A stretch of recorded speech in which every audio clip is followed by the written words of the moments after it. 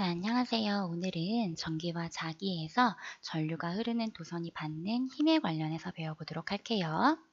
우리가 저번 시간에 전류가 흐르는 도선 주변에는 자기장이 생긴다는 거에 관해서 배웠었죠.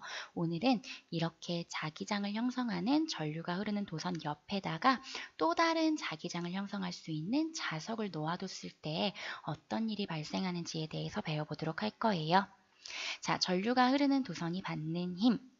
자기장 속에서 전류가 흐르는 도선이 받는 힘이라는 게 무슨 말이냐면 이 전류가 흐르는 도선을 자석의 양극, N극과 S극 사이에다가 놓으면 자석에 의해서 생겨나는 자기장과 우리가 이렇게 전류가 흐르는 도선의 주변에 생기는 자기장, 두 개의 자기장이 서로 상호작용을 하면서 이 가운데에 있는 도선, 전선이 한쪽 방향으로 움직일 수 있는 힘이 생긴다는 거예요. 그로 인해서 도선이 한쪽 방향으로 움직이게 되더라. 그러면 대체 자석에 의한 자기장과 전류에 의한 자기장의 상호작용이란 무슨 말이냐? 다음 그림을 보면서 이해해 보도록 할게요. 자, 먼저 여기 왼쪽 위쪽에 있는 커다란 자석 N극과 S극이 보이시죠? 여기 나와 있는 주황 색깔의 화살표가 바로 자석에 의한 자기장입니다. 자석에 의한 자기장이 N극에서 S극 쪽으로 나란하게 생겨난 거 보이실 거예요.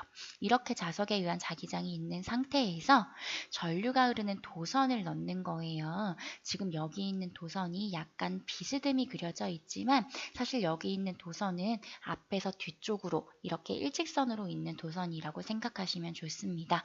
이 도선이 지금 전류가 앞에서 뒤쪽으로 전류가 흐르고 있는데요.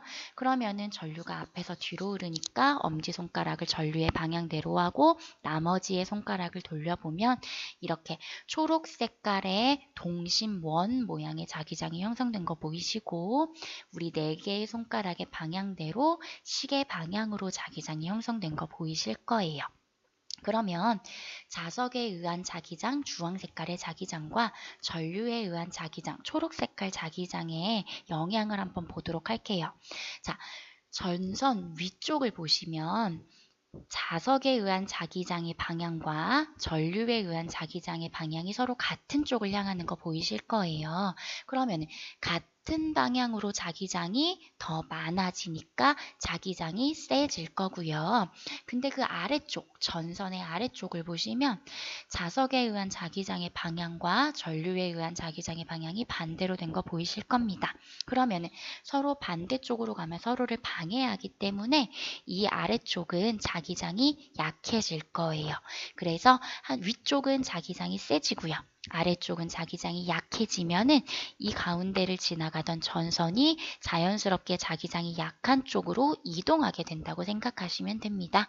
그렇게 바로 도선이 힘을 받게 되는 거죠.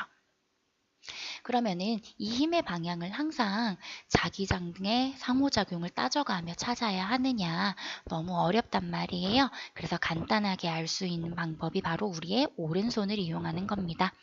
우리의 오른손의 엄지손가락은 전류의 방향, 플러스에서 마이너스, 전선의 플러스에서 마이너스, 그러니까 전지의 플러스에서 마이너스로 향하는 그 방향의 전류의 방향에 따라서 엄지손가락을 일치시키고요. 그 다음에 나머지 4개의 손가락을 엄지손가락과 90도가 되게 뻗으시고 이 나머지 4개의 손가락의 방향이 바로 자석의 자기장 방향이라고 생각하시면 돼요. 우리가 이전 시간에 똑같이 엄지손가락을 사용했을 때 전류의 방향이 엄지손가락, 그리고 전류에 의한 자기장이 나머지 4개의 손가락을 동그랗게 만 방향이었다면 지금 하는 내용은 전류의 방향은 우리가 엄지손가락은 우리 전선, 전류에 의한 방향을 뜻하고요. 나머지 4개의 손가락은 자석의 자기장 방향을 뜻한다는 거, 이거는 약간 차이점이니까 기억하세요. 그래서 전류의 방향과 엄지손가락을 일치시키고 나머지 4개의 손가락은 자기장의 방향과 일치시켰을 때 우리의 손바닥이 향하는 방향이 바로 도선이 움직이는 방향, 힘의 방향이라고 생각하시면 됩니다. 그래서 다시 한번 엄지손가락은 전류의 방향, 그래서 건전지의 플러스에서 마이너스 방향, 나머지 4개의 손가락은 자기장의 방향, 그래서 N극에서 S극으로 향하는 방향이다. 그러면 우리의 손바닥이 향하는 곳이 바로 힘의 방향이라고 생각하시면 되겠습니다. 다시 한번 그림을 통해서 보시면은 지금 오른쪽에 나와 있는 그림에 보면요. 지금 자석이 N극과 S극이 있잖아요. 그리고 사이에 전선이 쭉 지나가는 걸 보시면 전선의 방향에 따라서 엄지손가락을 놓고 그 다음에 자석의 N극에서 S극 방향으로 나머지 4개의 손가락을 일치시키면 위쪽으로 자기력이 향하는 걸 보실 수가 있습니다. 그래서 우리가 교실에서도 4가지의 연습을 해봤는데요. 지금 첫 번째 같은 이 그림에서 가장 중요하게 보실 게 뭐냐면 지금 기역, 니은, 디귿, 리을이라고 하는 4개의 방향이 있잖아요. 기역과 디귿은 왼쪽과 오른쪽, 그리고 니은과 리을은 아래쪽과 위쪽을 생각한다면 지금 전류가 흐르는 이 직선의 도선이 대각선으로 놓인 게 아니라 앞에서 뒤를 향해 가는 이렇게 3차원적으로 놓여져 있다는 것을 꼭 기억하셔야 돼요. 그러면은 여기에서 이제 엄지손가락의 방향이 뒤에서 앞을 향하는 전류의 방향을 따라가고 나머지 4개의 손가락은 N극에서 S극을 향하는 디귿에서 기역을 향하는 방향으로 놓으시면 손바닥이 자연스럽게 아래를 가리키니까 도선이 움직이는 방향은 니은이 되는 거죠. 그럼 자석을 반대로 바꿔보면 전류의 방향은 그대로니까 뒤에서 앞으로 엄지손가락이 향하시고 나머지 4개의 손가락이 왼쪽에서 오른쪽을 향하게 되면 우리의 손바닥이 위쪽을 가리키니까 리을 방향으로 도선이 움직일 겁니다. 자, 이 그림에서는 지금 전류가 아래에서 위쪽으로 올라가고 있고요. 기역과 니은은 앞과 뒤, 디귿과 리을은 왼쪽과 오른쪽을 가리킵니다. 그러면 전류의 방향대로 엄지손가락 위쪽으로 위치를 시키고 N극에서 S극을 향하는 방향으로 4개의 손가락을 오른쪽에서 왼쪽에 향하게 놓으시면 나머지 우리의 손바닥이 앞쪽을 가리키니까 기역 방향으로 도선이 움직일 거고 이 그림 같은 경우에는 전류가 위에서 아래로 흘러가고 우리의 4개의 손가락은 왼쪽에서 오른쪽을 가리켜야 되니까 똑같이 손바닥이 앞쪽을 가리켜서 기역 방향으로 도선이 움직이게 되겠죠. 그럼 이제 궁금해진단 말이죠. 아니 대체 자석 사이에 놓인 전선이 움직이는 게 우리랑 무슨 상관이냐? 사실은 이 힘으로 우리의 선풍기도 움직이고 세탁기도 움직이게 되는 거예요. 바로 이 전동기라고 하는 모터의 원리가 방금 우리가 배운 내용인데요. 모터 안에도 우리가 방금 배운 거랑 똑같이 자석과 전선이 들어 있습니다. 근데 자석이 우리가 아까 봤었던 것처럼 N극과 S극이라고 하는 자석이 약간 동그란 모양으로 양옆에 위치를 하고요. 우리가 봤었던 직선 도선과는 다르게 동글동글하게 말려있는 코일이라는 것이 그 안에 들어있어요. 그리고 그 코일이 자석 사이에 들어있는 거죠. 그러면은 자연스럽게 코일의 전류가 흐르면 주변에 있는 자석과 코일의 전류에 의한 자기장이 상호작용을 하면서 안에 있는 코일이 돌아가게 되는데요. 그 과정을 우리가 그림으로 한번 보도록 할게요. 자, 여기 그림에서 보시면은 지금 왼쪽의 상황을 볼게요. 그럼 전류가 지금 앞에서 들어가서 뒤쪽으로 향하는 걸 보실 수가 있습니다. 그러면 앞에서 뒤로 향하게 엄지손가락 위치시키고요. 자석의 N극에서 S극으로 나머지 4개의 손가락을 위치시키면 당연히 우리의 손바닥이 위쪽을 향하게 돼서 왼쪽에 있는 전선은 위로 움직여요.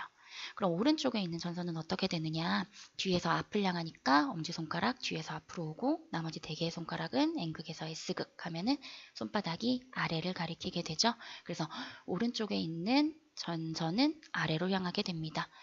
왼쪽은 위로, 오른쪽은 아래로 가면서 코일이 뱅글뱅글 돌아간다고 생각하시면 돼요. 그리고 여기서 중요한 게 있는데 그러면 옆으로 지나가는 저 맨 뒤쪽에 있는 전선은 어떤 힘을 받느냐?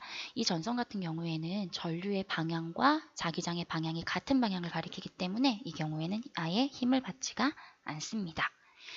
이런 전동기가 우리의 선풍기와 우리의 세탁기 안에 들어있는 거예요. 그래서 이 코일이 회전하면서 코일과 연결되어 있는 프로펠러가 돌아가고 코일이 회전하면서 코일과 연결되어 있는 드럼통이 돌아가면서 세탁기가 작용한다고 생각하시면 됩니다. 그리고 우리 핸드폰 안에도 이런 전동기가 들어있다고 보시면 되는데요. 바로 우리의 진동이 울릴 때 핸드폰 안에 들어있는 전동기가 움직이게 되는 거죠. 자, 이 내용을 우리가 과학 시간에 과학실에 내려가서 전기 근해로 확인했었죠. 그럼 마지막 문제로 이거 하나만 풀어보도록 할게요. 자, 직접 손바닥의 방향을 가리키면서 문제 풀어보도록 합니다.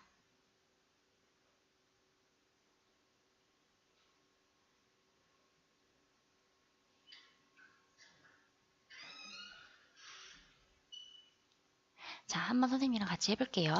엄지손가락은 전류의 방향이니까 오른쪽에서 왼쪽으로 들어가게 위치시키고 나머지 4개의 손가락은 N극에서 S극, 위에서 아래 방향을 가리키게 되면은 우리의 엄지손가락이 어디를 가리켜요? 앞쪽으로 나오게 되니까 A 방향으로 전기근해가 이동하게 되겠습니다. 나머지 상황들은 아마 교실에서 잘 확인하셨을 거라 생각하고요. 오늘은 여기까지 할게요. 고생 많으셨어요.